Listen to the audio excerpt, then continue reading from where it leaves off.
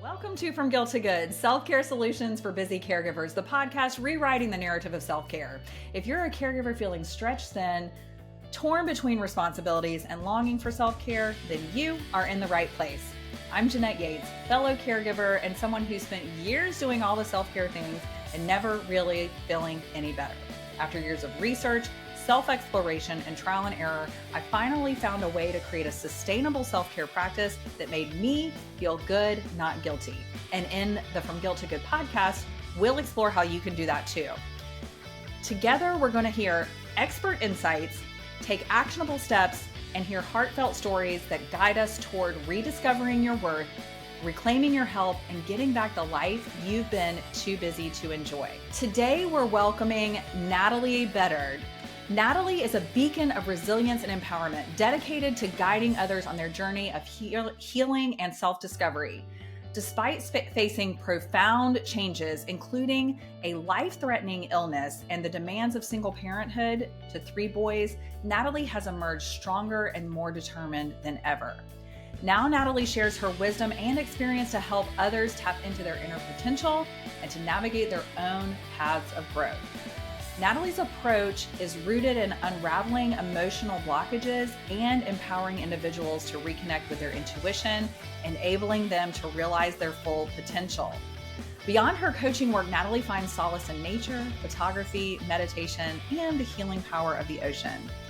As the host of the Lift Oneself podcast, she believes that every story shared offers a glimpse into our own lives, fostering connection and understanding among listeners. So she has a podcast. She loves connecting with people, and I really think you're going to enjoy this podcast episode. One of the things that she does also do, we decided to do a quick little meditation, guided meditation towards the end of the episode that was really helpful and calming. So be sure to stick around for that as well.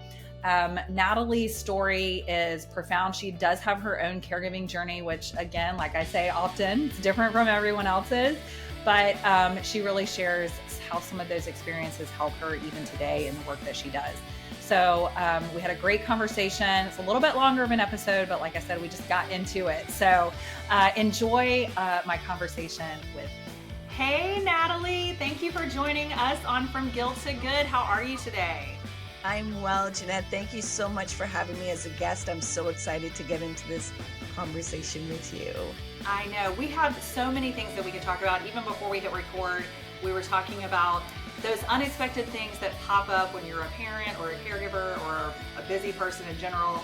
And so, you know, we're in the middle of it even today, doing all the things, taking care of other people. So this is real life. But one of the things that I want to start with is having you tell us, I ask this of all my guests, what caregiving experience do you have, if any?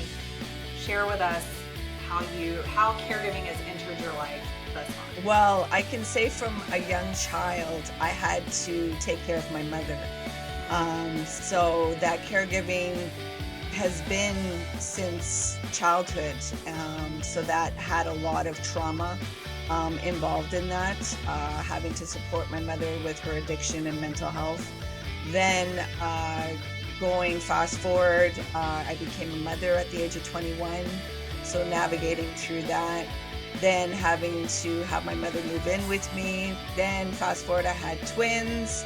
And I've always been the one that people come to for nurturing and caring. My previous life, I was a security investigator in the government. So I used to go around the country and interview people, get into their dirt to find out if there's anything that would put them in a compromising situation to give away government information. And then I almost died 10 years ago. So that's what opened up my journey of healing and inwardly. And then it was, okay, how do I bring this wisdom of understanding our nervous system, understanding what trauma, the energy, and the nurturing part of caring that I had inside me. And presently, right now, my friend has pancreatic cancer. And she was given 3 months, and we just celebrated a year. You know, everybody around us are, and as she said too, if she didn't have me to help her with her inner journey and regulating and facing the anxiety and fear, she knows that she wouldn't be here. Right. So I'm very thankful that, what I experienced 10 years ago, I'm able to hold that space for other people to, go and do their inner work and face the things that are causing illnesses inside their body, Yes. and really understand their biology. I can resonate that so much. I think so many of us that are now in the space of helping people on a healing journey, recovery journey, growth path of some way, usually it's because we have experienced some major transformation, and often we can't help but share it with other people, right? Like when you've experienced something so valuable to you, you want to share it with other people. And so I'm grateful that you are here sharing with us today. But before we dive into what you do now, I want to take a step back because I think you may be my first guest that, like me, has been a caregiver since childhood. So my mom was diagnosed with her illness when I was 8, and I just turned 49. So I have been a caregiver in some, it looks different, at different times of your life, certainly, but that taking on that role as a child, you mentioned it, does have some inherent, and this is not a blame game, but it does have some inherent trauma associated with it.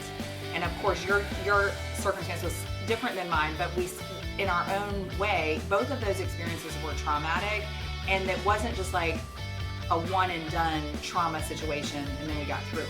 Like I grew up, wondering when my mom was going to die, and I would imagine that was a similar experience to what you had.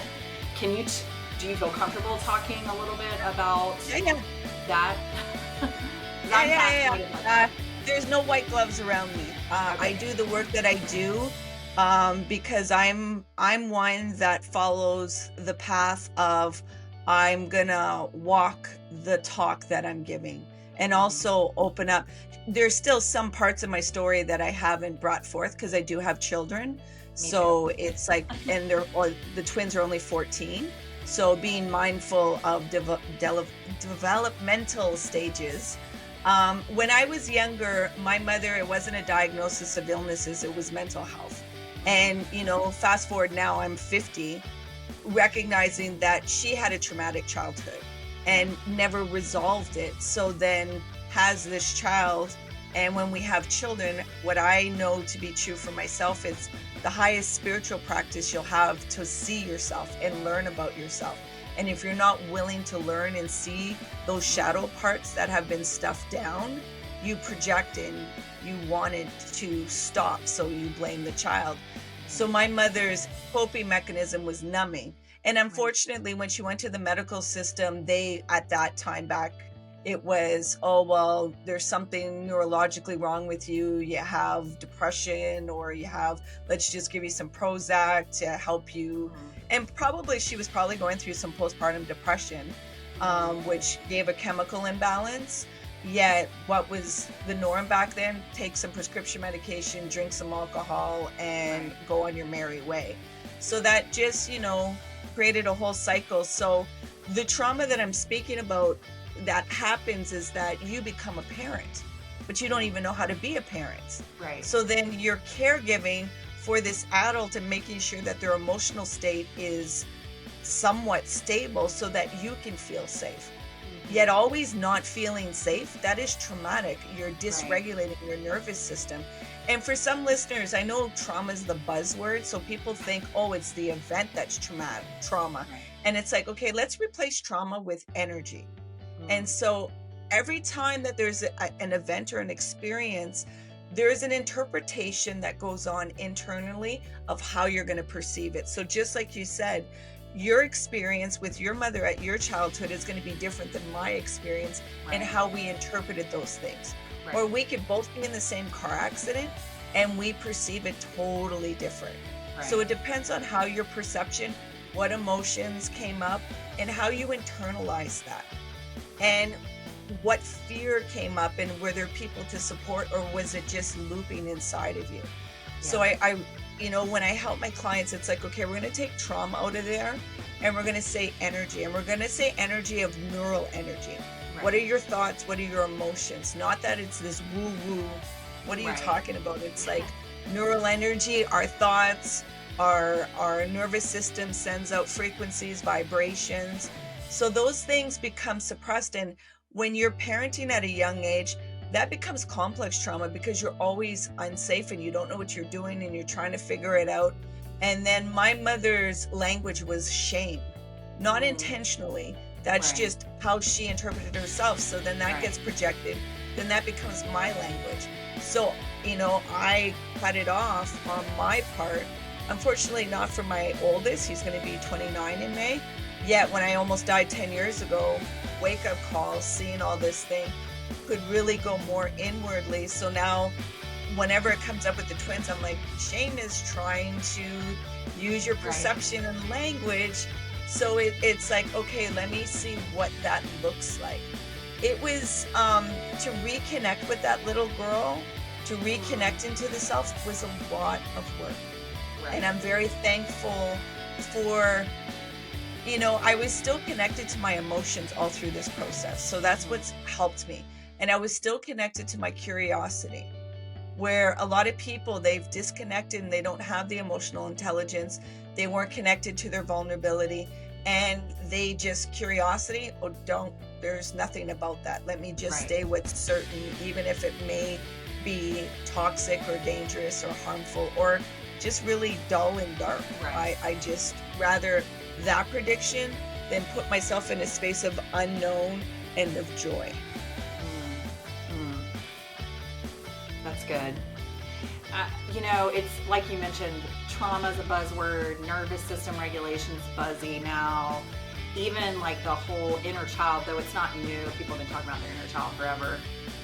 But this idea of, connecting with that child that needed something that it didn't get, that we didn't get, is something that I'm working on in my own personal therapy.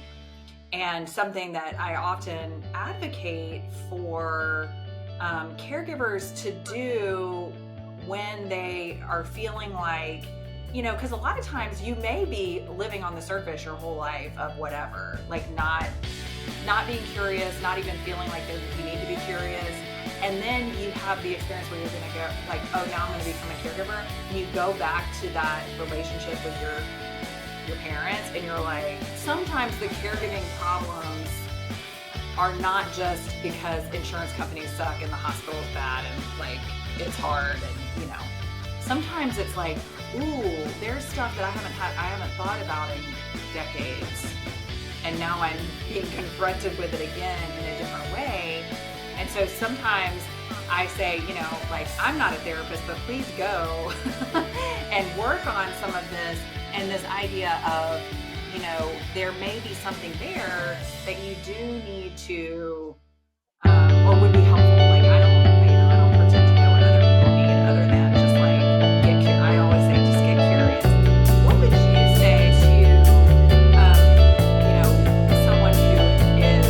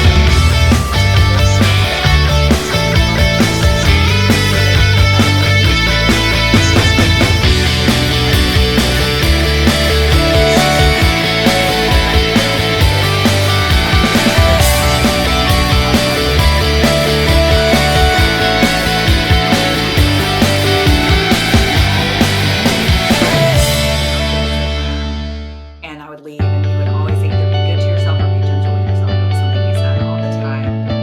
But I also love that you address that in your piece, that caregivers, well, everybody has at some point, but we work with caregivers, or I do.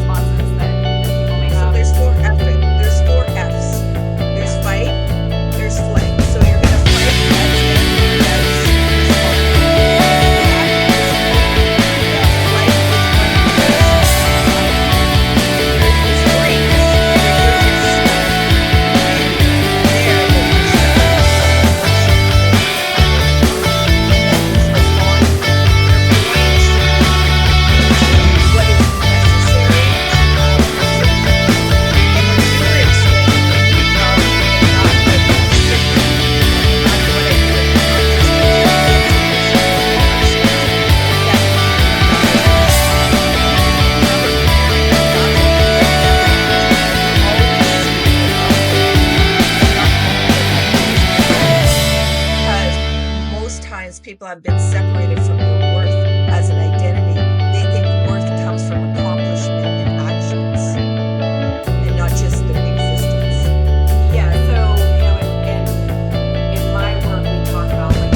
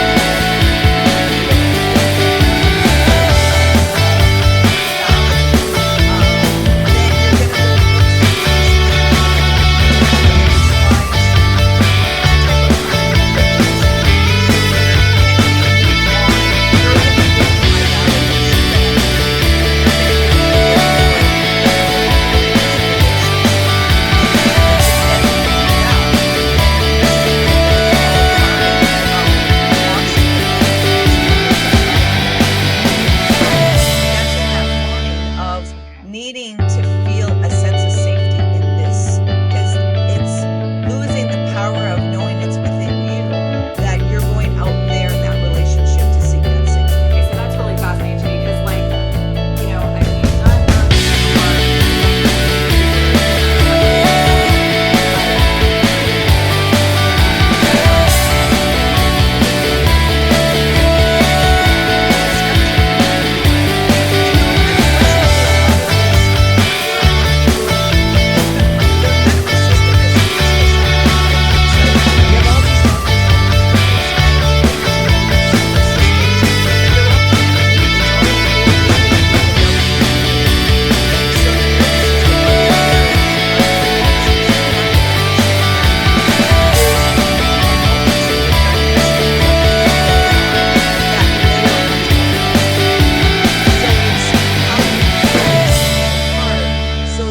it doesn't feel, because not everybody can rip the Band-Aid off and want to dive into their inner work. They need layers to come off to not disrupt the psyche and agitate their nervous system and feeling so unsafe.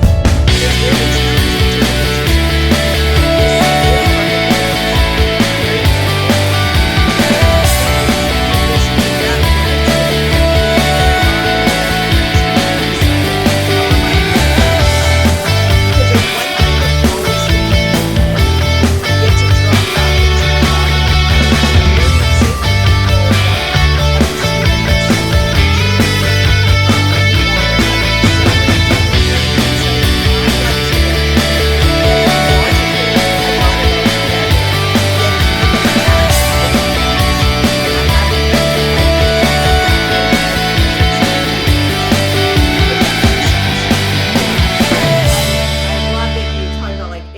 versus in your body, because I think we want to think our way out of everything.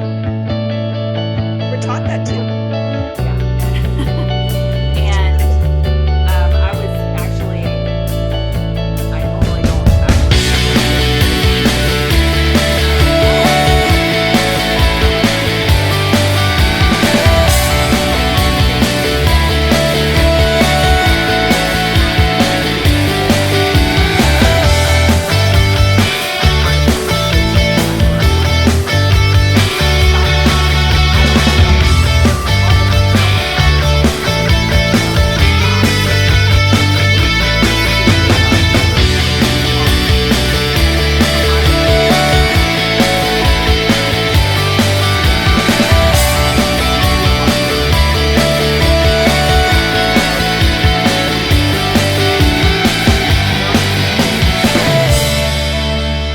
women of all different. I have met very few women that haven't had some sort of journey about their own worthiness. Some are farther along in the journey than others, but I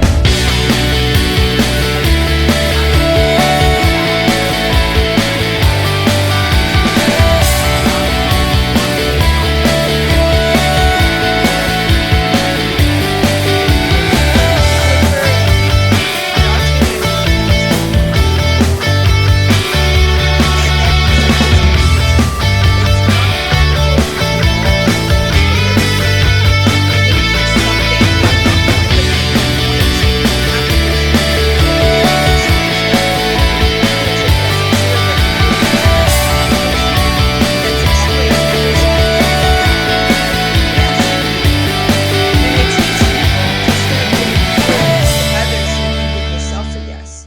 Because you keep telling yes to other Me too, people girl. and giving a no to yourself. Yeah. And just thinking, hey, I'm the special one. I'm the caregiver. I am so good. I'm so that. And then there's their sinner, but nobody's showing us. Look at my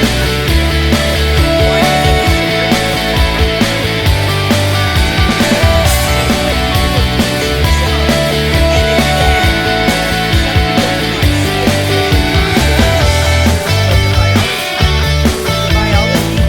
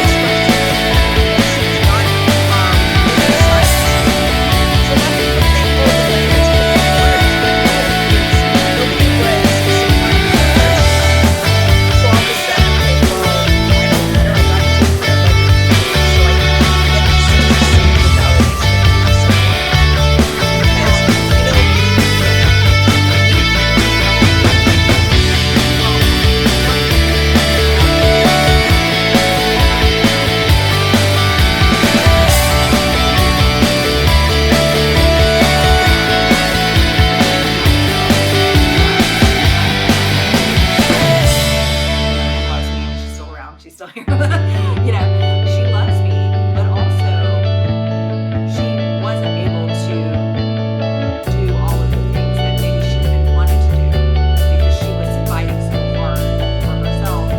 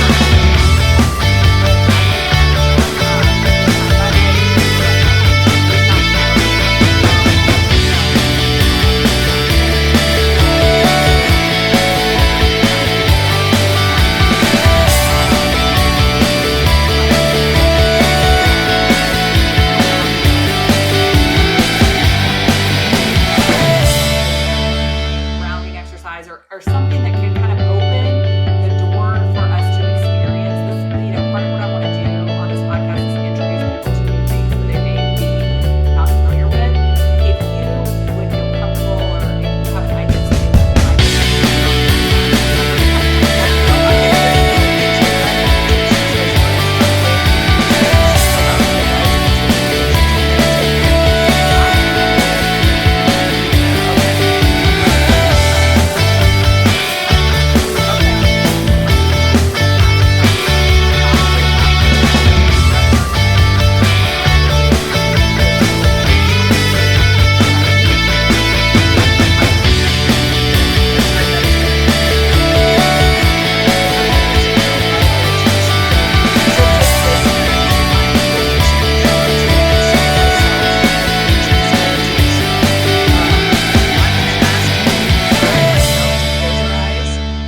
listener, a lot of times people are listening to this podcast and they're driving or they're cooking. So the closing eyes, please keep them open if you're driving, because I want you to stay safe. And if you're cutting, I want that to be safe.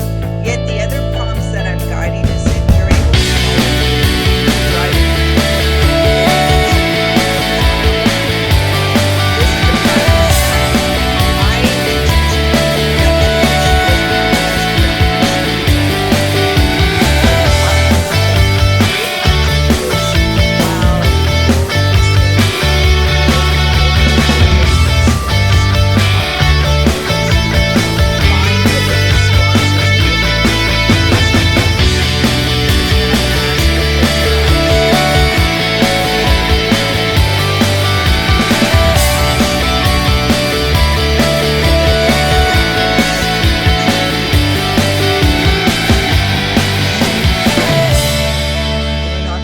am control your breath.